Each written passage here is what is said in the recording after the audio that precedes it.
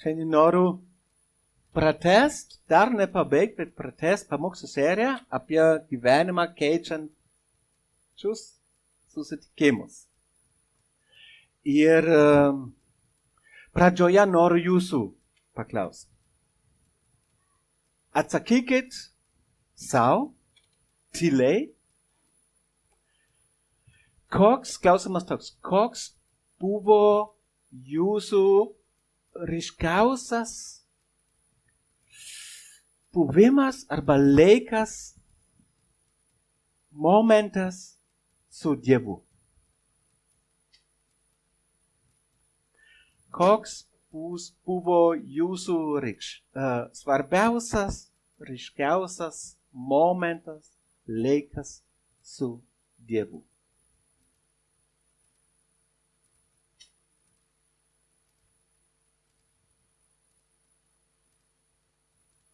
Tikiuosi, kad turėjot jau šitą laiką.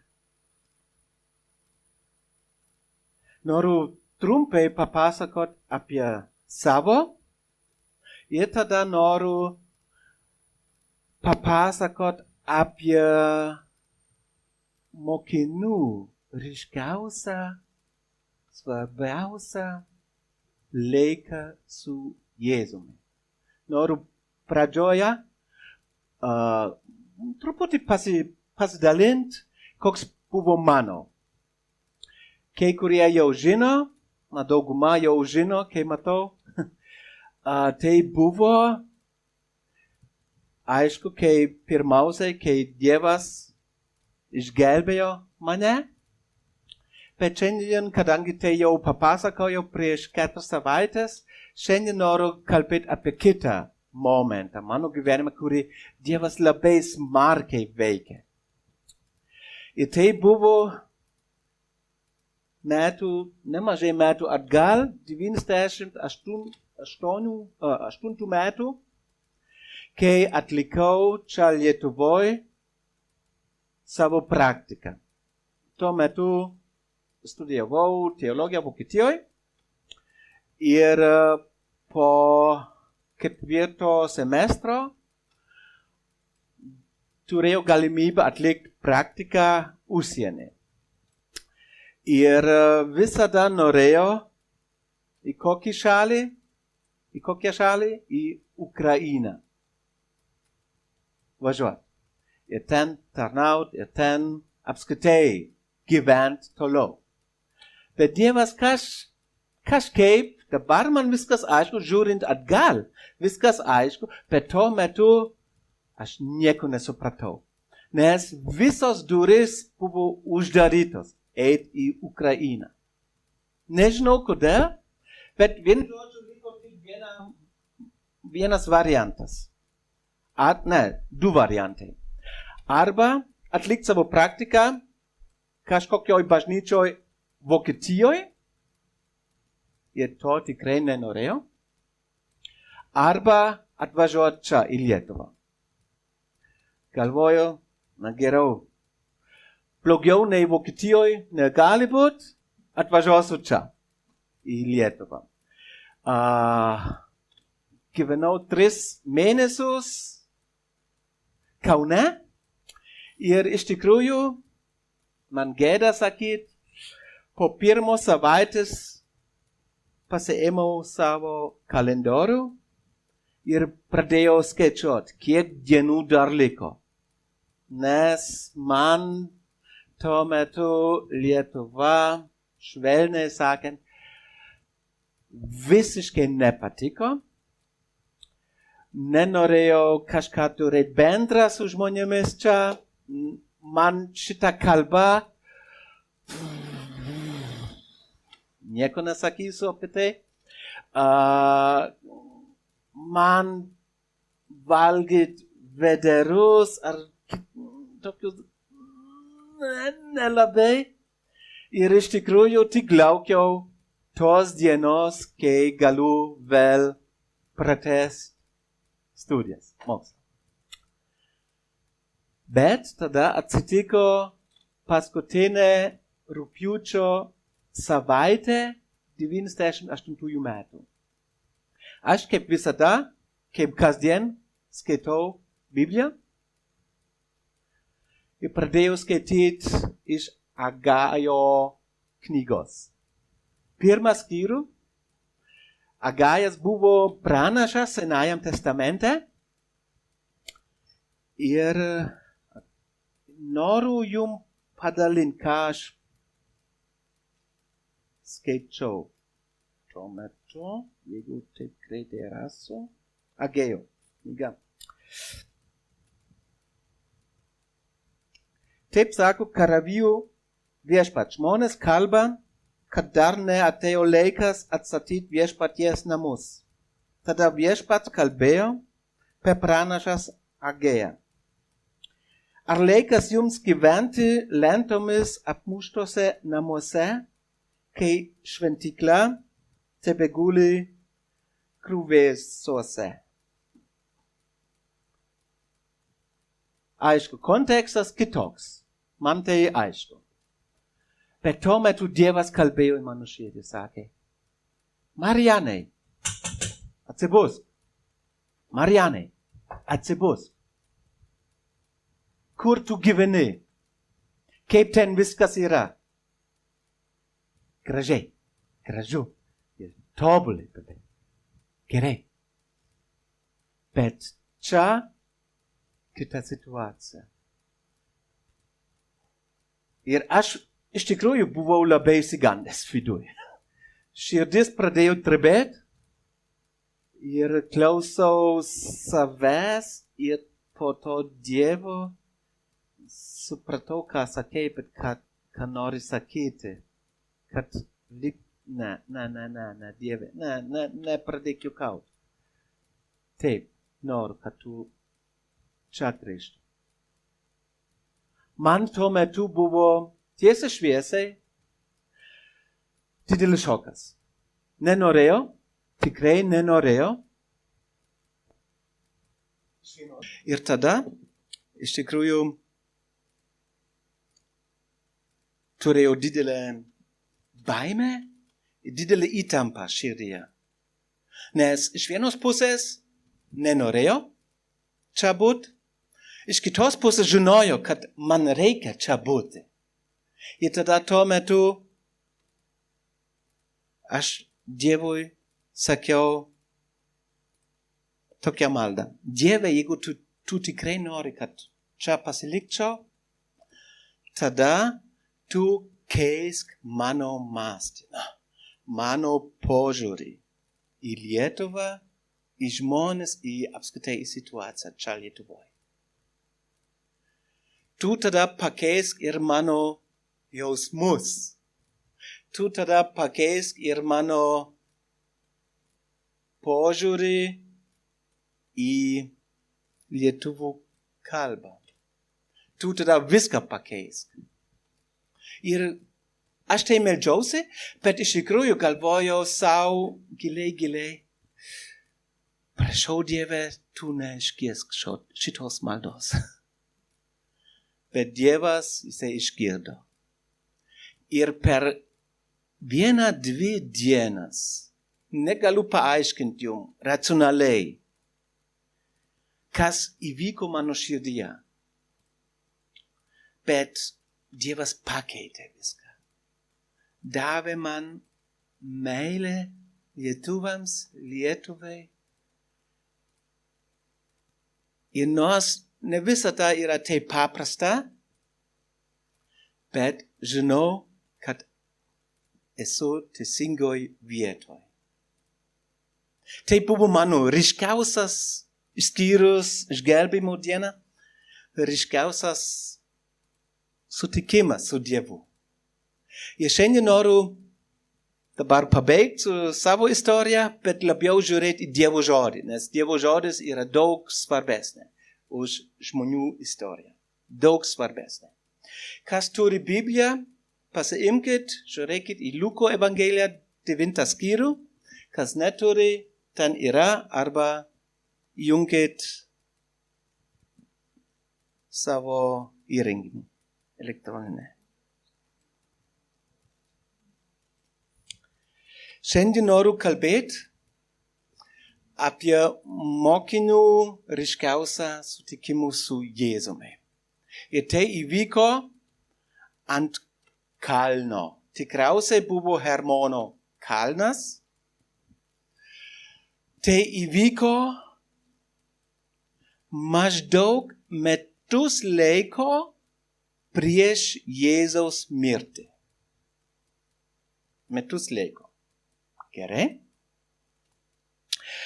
Kalbėsiu apie Jėzaus atsiminimą. Kai jisai buvo ant kalno, kai jisai meldėsi, kai jo veidas ir visa pasikeitė, ir kai tada jisai nuleido nuo kalno. Iš tikrųjų, jeigu mes nežinom arba nesuprantam konteksto tos istorijos, tada mums šitas įvykis nieko nereiškia. Nieko. Mes tik žinom, Jėzus buvo ant kalno, jisai meldėsi, veidas pasikeitė, sutiko dar du vyrus, kalbėjo kažką ir nulipo. Tai jeigu mes nežinom konteksto, mes tik apie tai žinom. Bet žiūrėkim į kontekstą. Gerai? Situacija buvo tokia, po 2 metų, kai Jėzus buvo su mokiniais savo, su visais 12 mokinių, jis uždavė mokiniams vieną klausimą. Klausimas buvo toks. Ko žmonės mane laikosi? Žmonėmis mano laikosi. Ir pradžioj buvo tylu. Ir tada Petras pasakė, ką jis pasakė? Tu esi Mesijas. Galvoju sau, palauk, Marianė. Jiems reikėjo 2 metų, kad tikriausiai vienintelis tik Petras suprato, kad jis yra tas Mesijas. Palauk, ar tai gali būt? Jėzus per 2 metus daug stebuklų padarė. Stebuklus, kurie tik Mesijas gali daryti.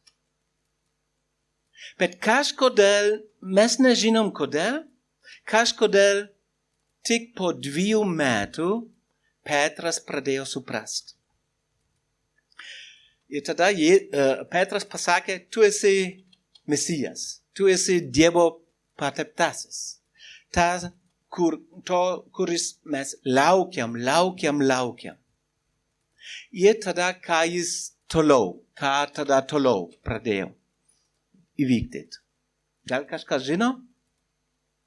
Jis tada pradėjo kalbėti viešai pirmą kartą apie kančią, apie savo mirtį, ir kad jam reikia po 3 dienų prisikelti. Mokiniams tuo metu tai buvo, jie nieko nesuprato, nes jų įsivaizdavimas apie Mesijas, mes tai žinom, yra, kad jisai yra kareivis, kuris karauja ir laimės ir viskas bus čiki. Viskas bus labai gerai. Ir tada jis pasakė, žmonės, taip nebus. Nebus. Man reikia kentėti, man reikia numirti ir po 3 dienų prisikelsiu. Nežinau, kaip jums, jeigu jūs įsijaustumėt į mokinius, kokios mintis tada jums šautų į galvą? Ir vėl ne. Mes veltui laukiam išgelbėjimo nuo romiečių, veltui, vėl. Nežinom, ką jie galvojo. Ir tada Jėzus pradėjo toliau tęsti, kalbėti su jais apie tai, ką reiškia sekti juo. Ką reiškia sekti Jėzumi. Ir jis ne viską labai gražiai papasakojo, nieką nesuvinojo į vatą, bet tiesiai šviesiai pasakė, kas nori sekti manimi, tam reikia numirti viduj. Reikia viską palikti, kas mums svarbu, ir sekti jo. Wow, dar pum! Ir tada mes skaitom, kad jis nebekalbėjo. Praėjo maždaug savaitės laiko. Po to nusivylimo didelio. Ir tada skaitom Luko 9 skyriui, 28 eilutė, praslinkus maždaug 8 dienoms po šitų žodžių, jis pasiėmė Petrą, Joną bei Jokūbą ir užkopė į kalną melstis. Aš galvoju, manyčiau, tikrai jiems reikia maldos, nes buvo dideli lūkesčiai ir didelis nusivylimas iš vienos pusės, žmogiškai žiūrint. Jisai pasiėmė 3 arčiausius mokinius prie savęs ir lipo ant kalno ir meldėsi. Toliau. Jam pasimeldžiant, jo veido išvaizda pasikeitė, o drabužiai pasidarė balti ir spindintys. Nežinau, kaip tuo metu mokiniai žiūrėjo. Wow, kas dabar vyksta? Tai niekada prieš tai nemačiau. Koks jis yra. Atrodo, kad Petras jisai buvo teisus, tikrai Dievo sūnus, Mesijas. Ir štai 2 vyrai kalbėjosi su juo. Ir tai buvo ne Petras arba Jonas arba Jokūbas, bet buvo Mozė ir Elijas, kurie pasirodė šlovėje. Klausimas, ką jūs galvojat, kodėl Jėzus išrinko Mozę ir Eliją būt ant kalno? Beje, jie jau seniai numirė. Seniai. Gal minčių? Kodėl Mozė? Kodėl Elijas?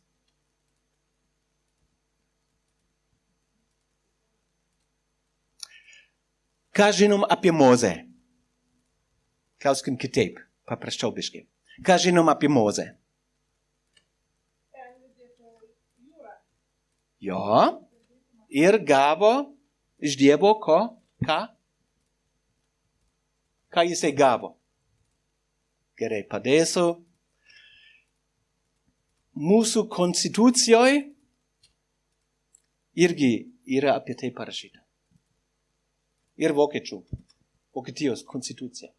Konstitucijoje yra 10 Dievo įsakymų. Nežudyk. To nedaryk. Elijas.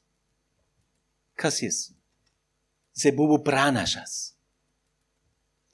Ir garsiausias pranašas. Ir Senajam testamente yra parašyta, kad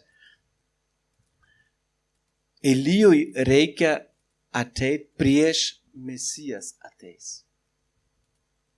Tai reiškia vienu žodžiu, trumpai kalbant, 2 svarbiausi žmonės žydų tautos pasirodo su Jėzumi ant kalno.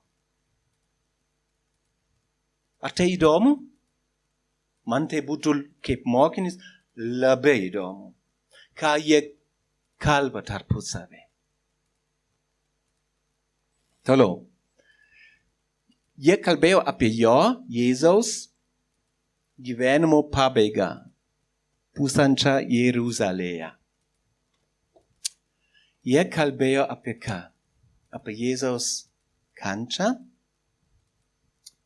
apie Jėzaus mirtį.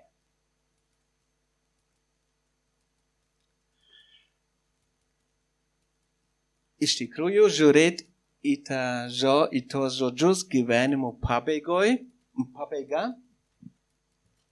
graikų kalboj yra parašyta kitas žodis. Mes visi žinom šitą žodį. Exodus. Exodus. Lietuviškai išversta išėjimas. Išėjimas. Dabar klausimas. Kur dar Biblijoje yra arba yra tas žodis išėjimas? Labai svarbus įvykis arba apskritai. Kur dar yra parašyta apie išėjimą? Taip. Ir yra knyga, vadinasi išėjimo knyga. Kas ten parašyta? Ką tu sakei, Rūta? Teisingai? Kai Mozė išvedė Izraelio tautą iš Egipto, kas toliau parašyta?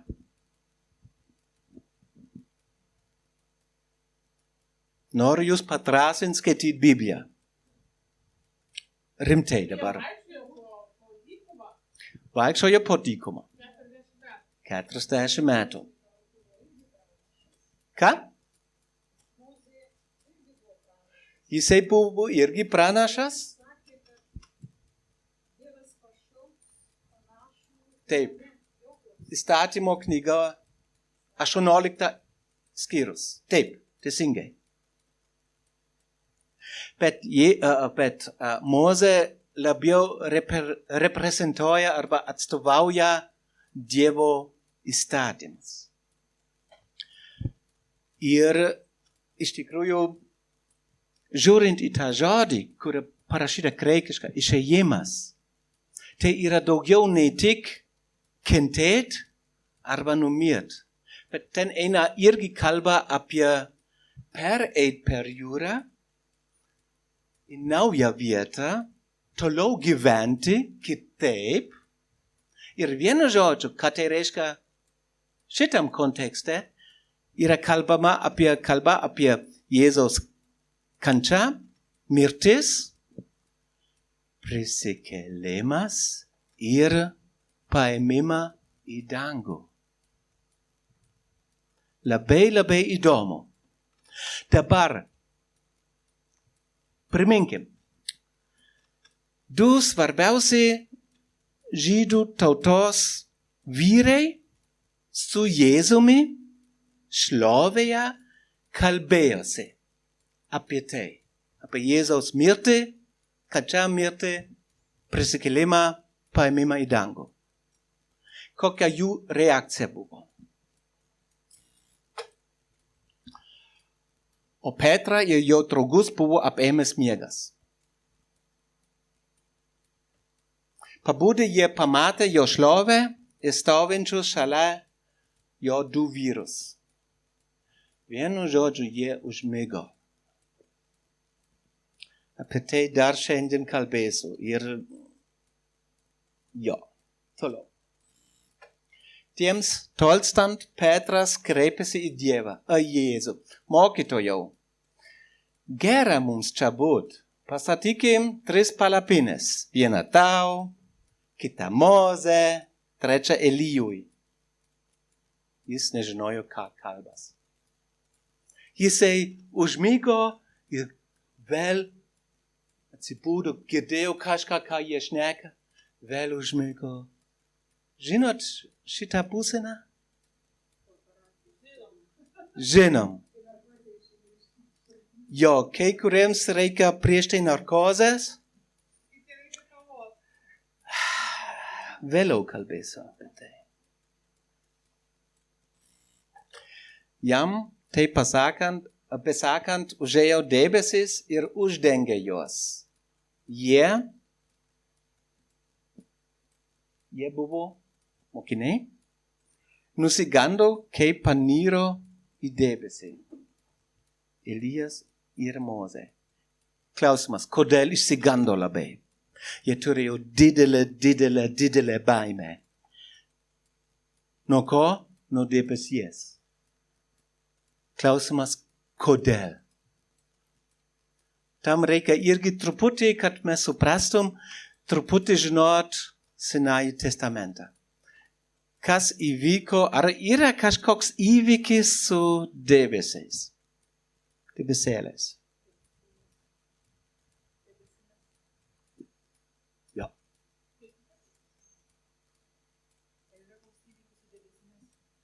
Ar ir to? Taip.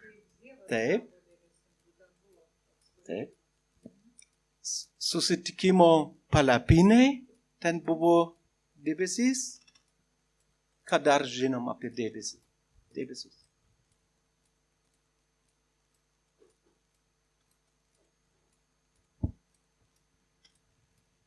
Vienu žodžiu, žydams, galvojant apie Dievą ir debesis, jiems buvo aišku, čia eina kalba apie Dievo šventumą, apie Dievo buvimą. Kur buvo debesis, ten ir buvo Dievas.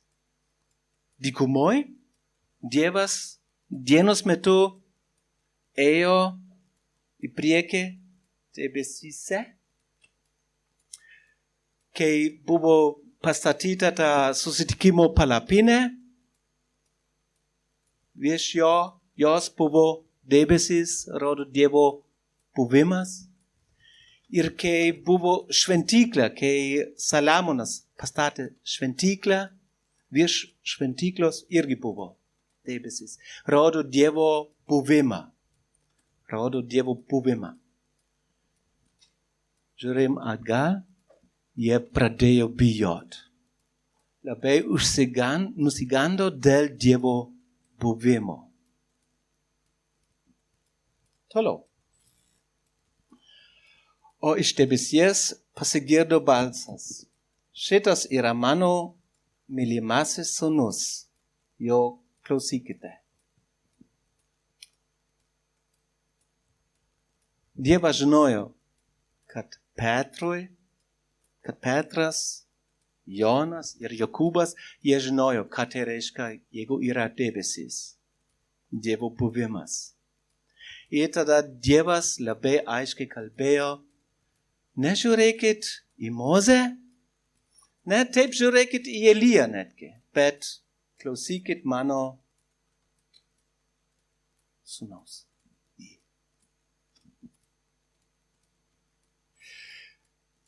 Balsui nuskambėjus Jėzus liko vienas. O jie tylėjo ir tomis dienomis niekam nieko nesakė apie tai, ką buvo matę. Vienu žodžiu, tie du vyrai dingo, debesies dingo, kas buvo? Jėzus, Petras, Jonas, Jokūbas.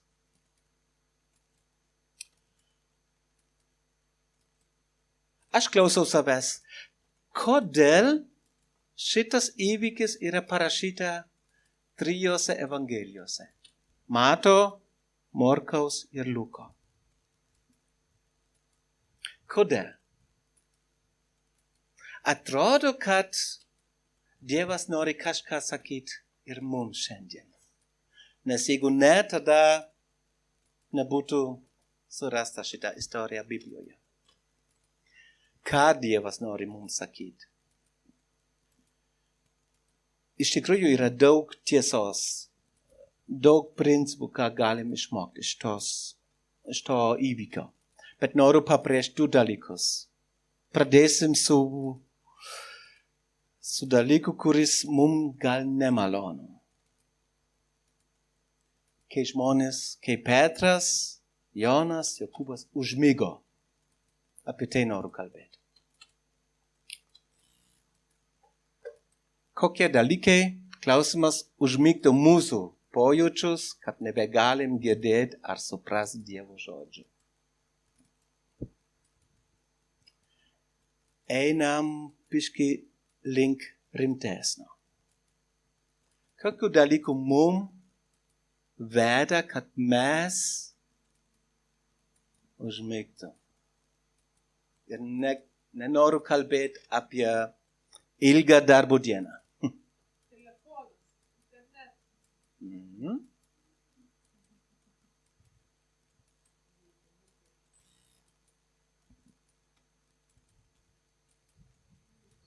Šališkumas turiu omeny, aš jau žinau, ką jis ten papasakos, aš jau žinau, viskas eina kalba galų gale apie Jėzų, apie Dievą, kas naujo man tai neįdomu, nors esu čia, bet man tai neįdomu. Psichinė inercija, suprantat? Patogumas.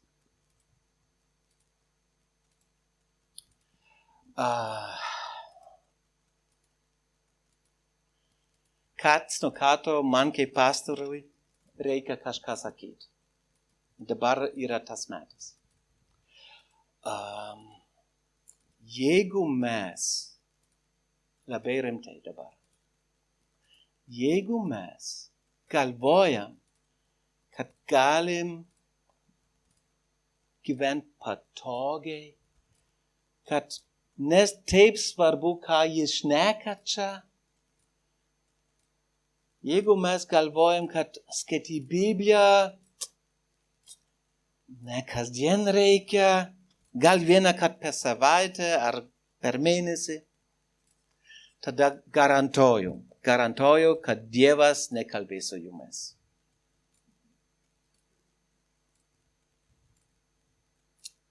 Jeigu mes paleidžiam, pasiduodam, Dievas tikrai nekalbės su jumis, su manim.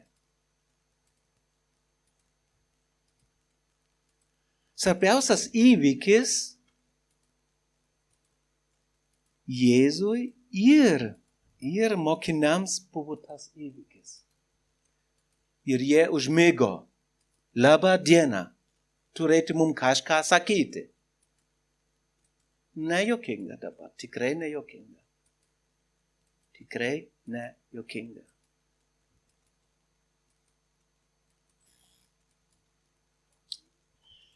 Pamoka iš tos istorijos. Tik per bendrystę su Dievu galim įveikti sunkumus.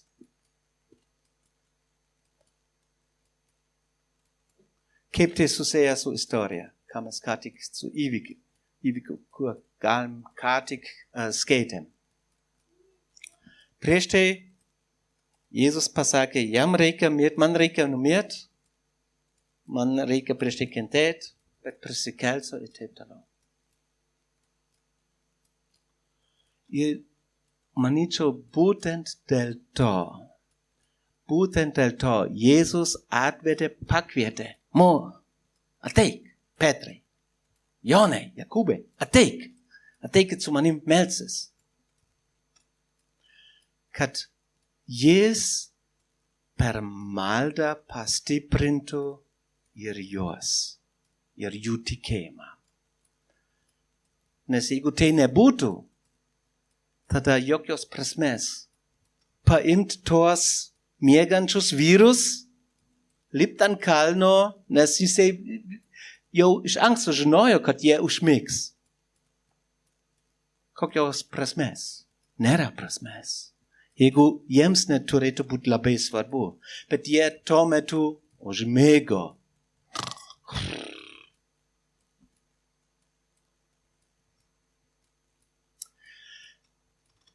Kai mes einam sunkumuose, kai mes esam sunkumuose, yra tik viena pagalba.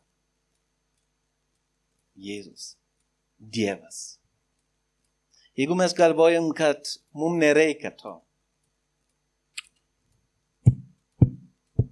sek mes jums. Sek mes jums. Nes niekas, kuris palaikys jūsų. Niekas. Ne žmonės, savęs patys, ne. Tik Dievas gali mums palaikyti. Noriu jūs padrasinti, kai esam tokiose situacijose, kai griūna visą pasaulį. Neelkitės kaip lietuviai. Atsiprašau. Kaip dauguma lietuvų. Ką jie daro? Jie pasitraukia nuo visų žmonių, nuo Dievo, nuo bažnyčios bendruomenės ir galvoja savo, aš kažkaip man pavyks išlaikyti šitą situaciją ir ištraukti savęs iš tos situacijos. Tai apgaulė, tai melas. Ir dėl to Jėzus paėmė Petrą, Jokūbą ir Joną ant kalno, kad jie suprastų. Reikia maldos, reikia buvimų su Dievu, nes kitaip mūsų gyvenimas griūna. Noriu jūs paraginti, kai yra sunku, ieškokit Dievo veido. Skaitykit jo žodį. Ir mums atrodo gal kartais prie ko Biblijos dabar. Darykit ir tada pamatysit ir tada suprasit, kodėl, kam. Noriu pabaigti su malda. Viešpatie, noriu tau dėkoti už tavo žodį. Ir nors tai kartais yra sunku pamokų mums, kurie mums nepatinka. Ačiū už tai. Ačiū už tai, kad mums nereikia gyventi kaip ir seniau gyvenom. Nes mes žinom rezultatus, kas būna be tavęs. Prašau Dieve, tu veik mumise, kad mes pakeistum savo požiūrį, kad mes ieškotum sunku metu tavo veido, kad mes ypač tose situacijose dar labiau skaitom tavo žodį. Nes tavo žodis nori mus padrasinti, nori mums parodyti išeitį. Ačiū už išgelbėjimą, kad tu atsiuntei savo sūnų Jėzų išgelbėt mus. Ačiū už tai iš visos širdies. Prašau, palaimink kiekvienas, kuris tai girdėjo šiandien. Tu veik jų širdise, mūsų širdise. Jėzus vardu meldžiu. Amen.